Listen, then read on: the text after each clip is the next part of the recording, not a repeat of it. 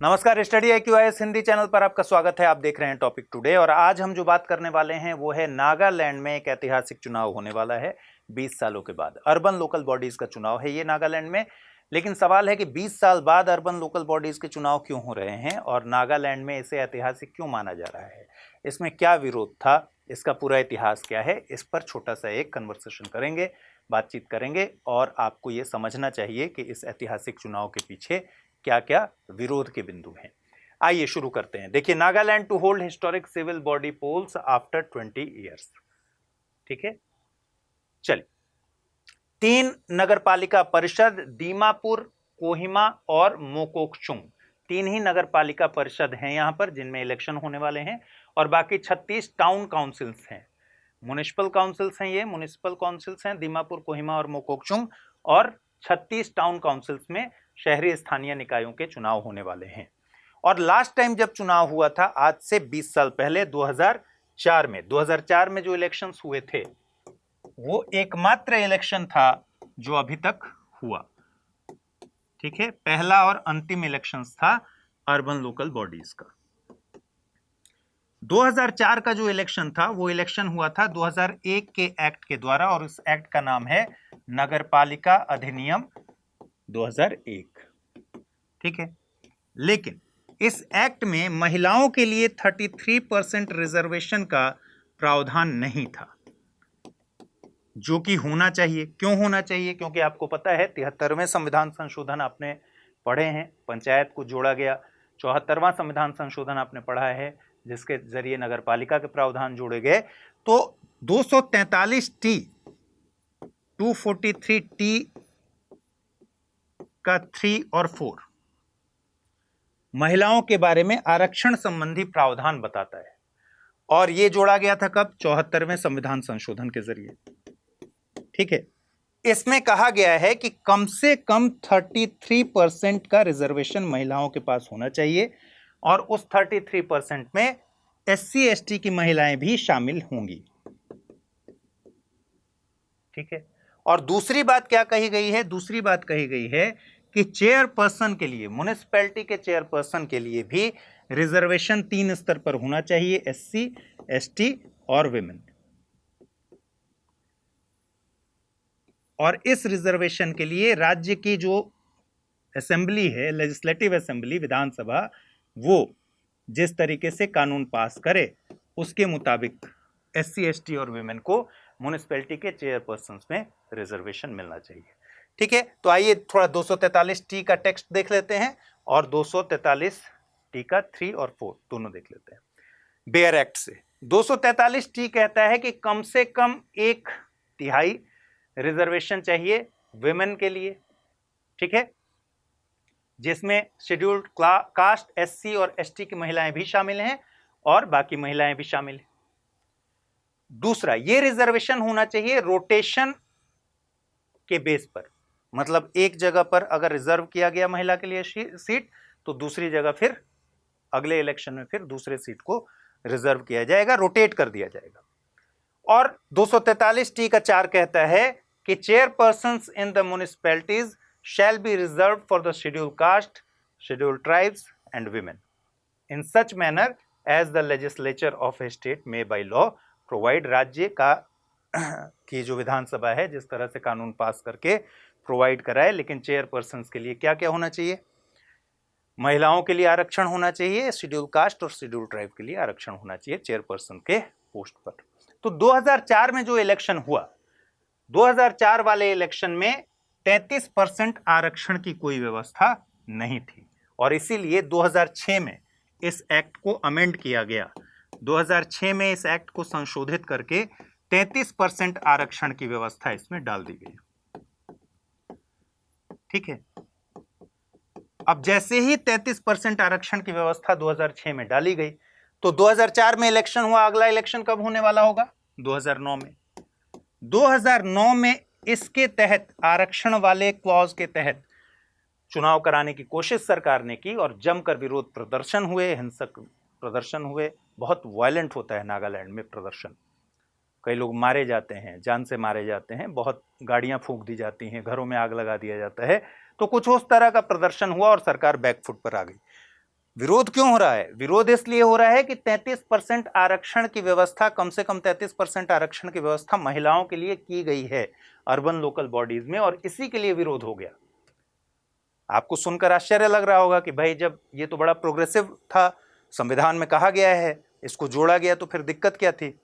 लेकिन दिक्कत थी वहां के जो पारंपरिक आदिवासी समुदाय हैं, उनकी अपनी परंपरा का हवाला देते हुए उन्होंने कहा कि भाई नागा परंपरा में महिलाएं निर्णय लेने वाले बॉडी का पार्ट नहीं होती, वो किसी ऐसी जगह पर नहीं होती जहां वो निर्णय लेने की क्षमता रखें। ये हमारी परंपरा के खिलाफ है, और क्योंकि ये हमारी परंपरा के खिलाफ है, इसलिए ये संविधान के आर्टिकल 371A के भी खिलाफ है। आर्टिकल 371A में नागालैंड के बारे में स्पेशल प्रोविजन है, ठीक है। तो देखते हैं आर्टिकल 371A क्या कहता है। आर्टिकल 371A कहता है special provision with respect to the state of Nagaland, और यह कहता है कि भाई कॉन्स्टिट्यूशन में जो कुछ भी लिखा हुआ है उसके बाद भी संसद का कोई भी एक्ट, संसद का कोई भी कानून नागालैंड के धार्मिक या सामाजिक प्रैक्टिसेस पर,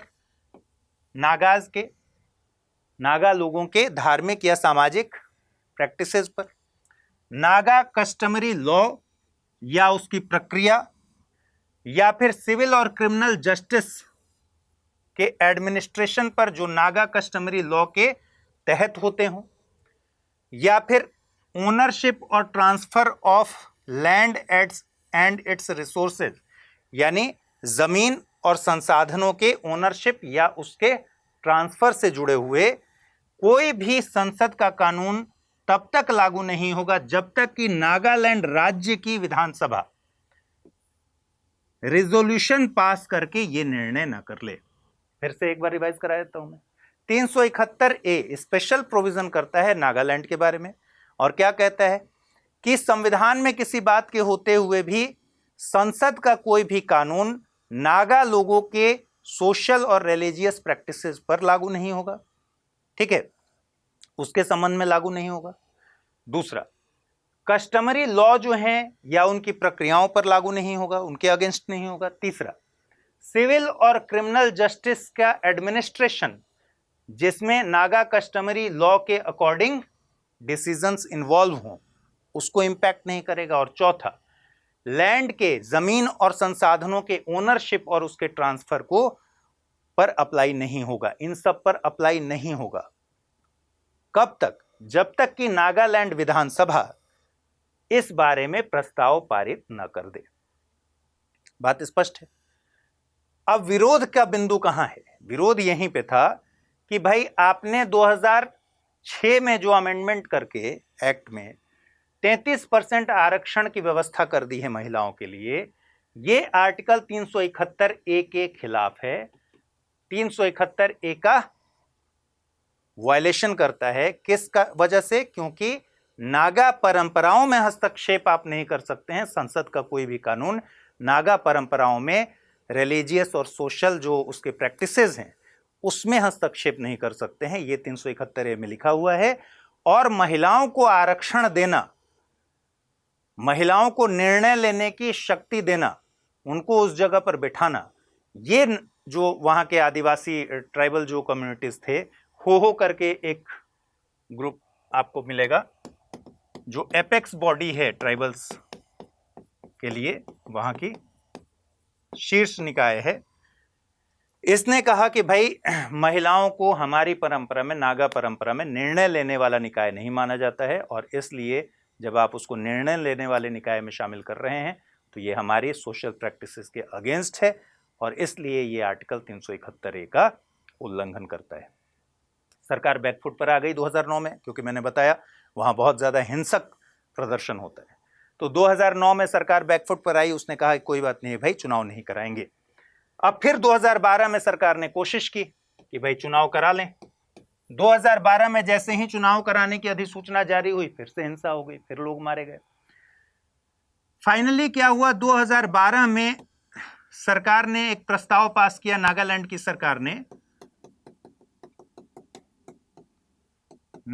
की सरकार ने, यानी वहां की विधानसभा ने बेसिकली प्रस्ताव पारित करके 243T से एग्जेम्प्ट कर दिया नागालैंड को। ठीक है, 243T से एग्जेम्प्ट कर दिया मतलब कि महिलाओं को आरक्षण देने वाला प्रावधान नागालैंड पर लागू नहीं होगा। यह रेजोल्यूशन पास कर दिया।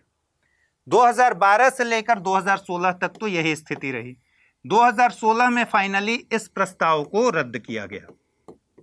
ठीक है, और जब 2016 में यह प्रस्ताव रद्द हो गया एग्जेम्प्ट वाला, समझ रहे हैं ना आप, 2012 में क्या हुआ, सरकार ने कोशिश की फिर से अर्बन लोकल बॉडीज का चुनाव कराने के लिए और वहां हिंसा हुई। सरकार फिर बैकफुट पर आई। सरकार ने विधानसभा में एक रेजोल्यूशन पास किया। रेजोल्यूशन पास करके कहा कि 243T से एग्जेम्प्ट कर दिया गया किसको, नागालैंड को। यानी कि इसका मतलब क्या हुआ, नागालैंड में 33% आरक्षण नहीं दिया जाएगा, इस प्रावधान को लागू नहीं किया जाएगा। 2016 तक यही स्थिति रही। फिर इस रेजोल्यूशन को रद्द कर दिया गया, और जब रद्द हो गया तो इसका मतलब क्या हुआ कि 2016 में स्थिति बनी कि 33% आरक्षण वाला नोटिफिकेशन फिर से शामिल कर लिया गया। ठीक है, फिर से 33% आरक्षण का प्रोविजन हो गया। फिर हिंसा हुई, फिर हंगामा हुआ, और फिर इलेक्शंस रद्द करने पड़े। 16 में फिर से इलेक्शन की कोशिश कराई गई, और 17 में सरकार ने कहा कि भाई इलेक्शन रद्द कर दिया गया है, इलेक्शन कराने की स्थिति नहीं है। अब आगे क्या हुआ, 2016 के बाद 2022 में आ जाते हैं। सुप्रीम कोर्ट ने कहा कि भाई सरकार से, सुप्रीम कोर्ट ने कहा कि इलेक्शन करवाइए, सारे स्टेक होल्डर्स के साथ बैठिए, मिलिए, बातचीत कीजिए, लेकिन मुझे इलेक्शन चाहिए, अर्बन लोकल बॉडीज के इलेक्शन होने चाहिए, कॉन्स्टिट्यूशन का उल्लंघन नहीं होना चाहिए। तो सरकार ने सुप्रीम कोर्ट के दबाव में सारे स्टेक होल्डर से बात की, उनमें सहमति बनाने की कोशिश की। सहमति फाइनली कुछ बातों पर बनी, कुछ बातों पर नहीं बनी, और अल्टीमेटली क्या हुआ, 2023 में 2001 वाले अधिनियम को सरकार ने निरस्त कर दिया।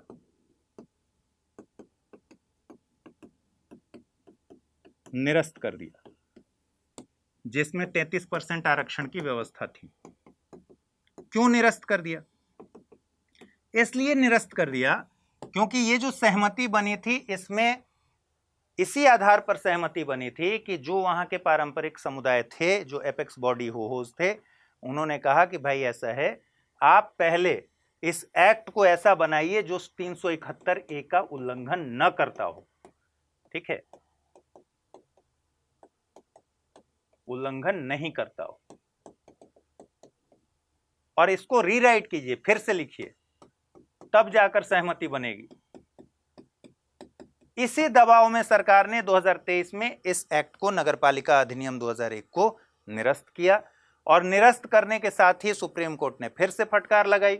सुप्रीम कोर्ट ने कहा कि भाई ये जो चतुराई किया है आपने, सुप्रीम कोर्ट ने 2023 में कहा कि ये चतुराई भरा कदम है, आपने सुप्रीम कोर्ट की अवमानना की है, बीच का रास्ता ये आपने निकाल लिया कि इस अधिनियम को ही निरस्त कर दिया, बल्कि वहां इलेक्शन कराना है। तो फाइनली जब सुप्रीम कोर्ट का दबाव पड़ा, तब जाकर वहां एक और एक्ट लागू हुआ, जिस एक्ट को कहते हैं नगरपालिका अधिनियम 2023। ठीक है, तो 2001 वाला एक्ट खत्म हो गया, 2023 में नया एक्ट आया। उसके पहले सारे स्टेक होल्डर से बात हुई, और सारे स्टेक होल्डर से बात करके इस बात पर सहमति बनी कि ठीक है, 33% आरक्षण की व्यवस्था कर दीजिए, कोई दिक्कत नहीं है इलेक्शंस में। लेकिन म्युनिसिपैलिटी के चेयरपर्सन में महिलाओं को आरक्षण नहीं दीजिए। तो चेयरपर्सन वाला आरक्षण का जो प्रोविजन है उसको हटा दिया गया इस एक्ट से। चेयरपर्सन के रिजर्वेशन का जो प्रोविजन है, यानी 243T का 4, इसको शामिल नहीं किया गया, हटा दिया गया। ठीक है, और दूसरा कि अचल संपत्ति पर कर का प्रोविजन हटा दीजिए, टैक्स का प्रोविजन हटा दीजिए। तो इन दोनों को वहां से हटा दिया गया। तो बचा क्या? 33% आरक्षण वाली व्यवस्था बच गई। इसी वजह से अब ये 2023 की स्थिति थी।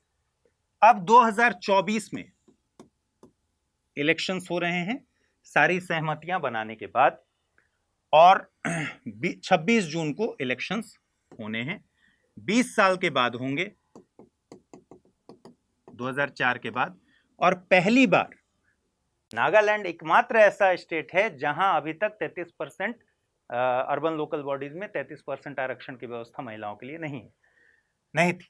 तो इस बार जो इलेक्शन हो रहे हैं, पहली बार ऐसा है वहां जब कम से कम 33% आरक्षण की व्यवस्था कर दी गई है। किसके लिए? महिलाओं के लिए। ठीक है, तो 2 पॉइंट ऑफ डिस्प्यूट आप समझ गए। पहला, महिलाओं को आरक्षण को लेकर वहां के आदिवासी समुदाय इस बात पर अड़े हुए थे कि भाई हमारे यहां महिलाएं किसी ऐसे पोजीशन में नहीं रहती जहां वो निर्णय लें, निर्णय लेने वाले निकाय का हिस्सा नहीं है, ये हमारी सामाजिक प्रथाओं के खिलाफ है। इसलिए 33% आरक्षण देने का मामला था जो वो 371A के अगेंस्ट है। तो इस बेस पर ये पूरी बातचीत चली। और दूसरा, संपत्ति पर टैक्स को लेकर था, तो संपत्ति पर टैक्स को एक्ट से हटा लिया गया है, अचल संपत्ति पर टैक्स का प्रावधान हटा लिया गया है। और दूसरा, महिलाओं को 33% आरक्षण इलेक्शन में तो दिया गया है, लेकिन चेयरपर्सन्स के लिए महिलाओं के आरक्षण का प्रोविजन उसको हटा लिया गया है, और इस पर एक आम सहमति बन गई है। तो उम्मीद है कि 26 जून को इलेक्शन हो जाएगा, 29 जून को परिणाम घोषित हो जाएंगे। ठीक है, ये अभी तक की स्थिति थी। अब हमें समझना यह है कि भाई नागालैंड में सामाजिक रूप से महिलाओं की स्थिति और राजनीतिक रूप से महिलाओं की स्थिति में एक कॉन्ट्राडिक्शन दिखता है, वो भी हम समझ लेते हैं। ठीक है, चलिए उससे पहले मैं आपको बता देता हूं कि बैच 10 शुरू हो गया है 10 जून से, हिंदी P2I का। और P2I के सारे बैच, हिंदी में भी, इंग्लिश में भी और इंग्लिश में भी 10 जून से ही शुरू हुए हैं। हिंदी का बैच शुरू हुआ है ज्योग्राफी से। अगर आप सिस्टमैटिक तरीके से तैयारी करना चाहते हैं तो आप इसमें एडमिशन ले लीजिए। और इस बैच में अभी जो खास बात चल रही है कि एक ऑफर चल रहा है इस समय, इस ऑफर का नाम है सक्सेस पक्का ऑफर, और 15 जून तक ये ऑफर वैलिड है। तो इस समय आपको ये कोर्स मिल जाएगा 25,999 रुपए में, अमृत लाइव कोड के साथ, जो कि अभी 27,999 का था, लेकिन अब 25,999 का हो गया है। तो अमृत लाइव कोड यूज करना है, इसमें आपको ये कोर्स मिल जाएगा। ठीक है, हर दिन इसमें लाइव क्लासेस हैं शाम को 6 बजे, और एडमिशन की अंतिम तिथि 15 जून ही है। ठीक है, चलिए इसके अलावा बहुत सारे ऑप्शनल हैं, आप किसी भी ऑप्शनल में इस समय एडमिशन लीजिएगा 15 जून तक, तो ये 13,999 रुपए का ही पड़ेगा। करना वही है, अमृत लाइव कोड का यूज करना है और एडमिशन लेना है। हिंदी साहित्य 17 जून से शुरू हो रहा है, राजनीति विज्ञान अंतरराष्ट्रीय संबंध 17 जून से शुरू हो रहा है, भूगोल 17 जून से शुरू हो रहा है, इतिहास। तो ये चारों हैं जो हिंदी माध्यम के लिए आपके पास हैं। और बाकी सारे में से किसी में ऑप्शनल में लेना हो, इंग्लिश में लेना हो, तो भी आप अमृत लाइव कोड से ले सकते हैं। PSIR 17 जून से शुरू हो रहा है, पब्लिक एडमिनिस्ट्रेशन 12 जून से शुरू हो रहा है, सोशियोलॉजी 15 जून से, हिस्ट्री 17 जून से। इस तरीके से किसी में भी आप एडमिशन ले सकते हैं। ठीक है, चलिए अब महिलाओं की स्थिति को एक बार देख लेते हैं 2 मिनट में, कि महिलाओं की स्थिति, सामाजिक स्थिति कैसी है और राजनीतिक स्थिति कैसी है। देखिए, नागालैंड में महिलाओं की राजनीतिक स्थिति अत्यंत खराब है। अत्यंत खराब मतलब सिर्फ इस बात से समझिए कि 1963 में ये अलग स्टेट बना, 1964 से लेकर और 2018 तक एक भी महिला विधायक यहां नहीं थी। 2023 के चुनाव में फाइनली 2 महिला विधायक मिली हैं। तो 2023 में पहली बार 2 महिला विधायकों का प्रवेश हुआ है। और ये महिला विधायक यहां नहीं जीती हैं ऐसा नहीं है, महिला विधायक कंटेस्ट ही नहीं करती हैं, खड़ी ही नहीं होती हैं इलेक्शन में। एक इलेक्शन में 6 से ज्यादा कभी भी नंबर गया ही नहीं है कि 6 से ज्यादा कभी महिलाएं खड़ी हुई हैं। इनफैक्ट जो 2 महिलाएं ये जीती हैं, ये भी आउट ऑफ 4 है। 4 महिला खड़ी हुई थी, उसमें से 2 महिला विधायक बनी है पहली बार। कब बनी है? 2023 में। स्टेट कब बना था? 1963 में। तो आप समझ सकते हैं कि क्या स्थिति है। हालांकि 1977 में ही यहां महिला सांसद चुनी गई यहां से। ठीक है, और 2022 में बीजेपी से एक राज्यसभा सांसद भी महिला बनी है। लेकिन आप समझिए किस तरह का क्राइसिस है, ठीक है। और मजेदार बात क्या है जानते हैं कि नागालैंड में वोटर्स की तादाद बिल्कुल 50-50 जैसा है। राज्य में महिला वोटर्स और पुरुष वोटर्स दोनों की आबादी ऑलमोस्ट बराबर है। 6,61,000 के करीब पुरुष वोटर्स हैं, 6,56,000 के करीब महिला वोटर्स हैं। तब यह स्थिति है कि महिला रिप्रेजेंटेटिव वहां नदारद है, ठीक। लेकिन सोशल अगर पूरे स्ट्रक्चर को देखेंगे तो देखिए बड़ा कॉन्ट्राडिक्टरी आंकड़ा है। 2019 और 2021 के बीच के अगर डेटा को देखेंगे तो नागालैंड में 5 साल से अधिक आयु की लगभग 85% महिलाएं स्कूल गई थीं, 85%, जो इंडिया के लेवल पर अगर देखें तो 72% के आसपास ही था, जबकि नागालैंड में यह आंकड़ा कितना है, 85% का आंकड़ा है। फिर 20 से 24 साल की आयु की अगर नागालैंड की महिलाओं को सर्वे किया गया तो उसमें 6% से भी कम महिलाओं ने 18 साल की आयु से पहले विवाह किया। यानी 18 साल की आयु से पहले विवाह होने वाली महिलाएं 20 से 24 एज की जो महिलाएं हैं उनके बीच देखा गया तो मात्र 6% थी, जबकि भारत का औसत 23% से अधिक है, यानी 1/4 के आसपास है नागालैंड में। फिर नागालैंड की केवल 29% महिलाएं ही एनीमिया से पीड़ित हैं, जबकि भारत में देखेंगे तो लगभग डबल है, ठीक है, 2 गुना है। नागालैंड में 99% से अधिक विवाहित महिलाएं घर के महत्वपूर्ण निर्णयों में भाग लेती थीं और केवल 6% ने ही पति द्वारा हिंसा का अनुभव किया था, जो भारत के आंकड़ों से लगभग 5 गुना कम है। तो ये स्टेटस है। सोशल स्ट्रक्चर में महिलाओं का अगर को देखेंगे तो महिलाएं बहुत ज्यादा प्रोग्रेसिव स्टेज पर दिखेंगी, जबकि राजनीतिक हल्के में अगर देखेंगे तो राजनीति में महिलाओं की भागीदारी बहुत कम है, न के बराबर है, ठीक है। तो ये एक कॉन्ट्राडिक्टरी आंकड़ा है। ये पूरी बातचीत थी जिसमें मुझे आपको समझ में आया होगा कि क्या क्या खास बातें हैं। इसके अलावा अब एक सवाल है कि क्या अभी भी विरोध हो रहा है या 26 जून के इलेक्शन में फिर से विरोध होगा? तो देखिए ऑलमोस्ट सहमति बन गई है, लेकिन एक संस्था है ENPO, इसका नाम है Eastern Nagaland people's organisation, Eastern Nagaland people's organisation.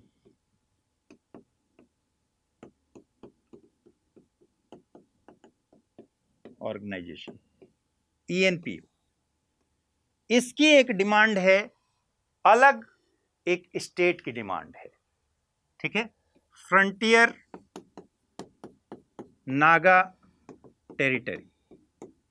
ये फ्रंटियर नागा टेरिटरी बेसिकली उसके ईस्ट, नागालैंड के ईस्ट वाले जो 7 ट्राइबल ग्रुप्स हैं, 7 नागा जनजातियों, ठीक है, ट्राइबल ग्रुप्स हैं जो वहां, उनके द्वारा 6 डिस्ट्रिक्ट हैं, 6 जिलों में, पूर्व के 6 जिलों में, ईस्ट के 6 जिलों में, इसके नाम में ही है ना ईस्टर्न नागालैंड पीपल्स ऑर्गेनाइजेशन, यानी पूर्व वाले हिस्से के। तो पूर्व के 6 जिलों के लोगों का एक ग्रुप है, वो है लोगों का इन द सेंस वहां के जो एक्टिविस्ट हैं इस ग्रुप के, उसमें 7 नागा ट्राइबल ग्रुप्स शामिल हैं और इनकी डिमांड है फ्रंटियर नागा टेरिटरी की, अलग स्टेट की। और इसीलिए ENPO ने कहा है कि वो इस इलेक्शन में 2024 के जो 26 जून को होने वाला है अर्बन लोकल बॉडीज के इलेक्शन में, इसका वो बहिष्कार करेगा, ठीक है। तो करीब करीब 13 लाख वोटर्स हैं, 13 लाख वोटर्स में से करीब 4 लाख के करीब वोटर्स हैं पूर्व में, और ये 4 लाख वोटर्स बहुत उम्मीद है कि ये वोटिंग में शामिल नहीं होंगे, क्योंकि ENPO ने ही आह्वान किया था और इलेक्शन में भी, जो लोकसभा इलेक्शन हुआ था अप्रैल में वहां पर, उसमें भी ये लोग शामिल नहीं हुए थे। तो करीब 4 लाख वोटर्स उन्होंने बहिष्कार किया था ENPO के कहने पर, और ENPO की डिमांड है फ्रंटियर नागा टेरिटरी की, अलग स्टेट की। तो मुझे उम्मीद है कि ये पूरा मामला आपको समझ में आ गया होगा। आज के टॉपिक टुडे में इतना ही। आपको ये कार्यक्रम कैसा लगा ज़रूर बताइएगा मुझे कमेंट में, और अगर अच्छा लगे तो अपने दोस्तों के साथ शेयर कीजिएगा और लाइक कीजिएगा। नमस्कार।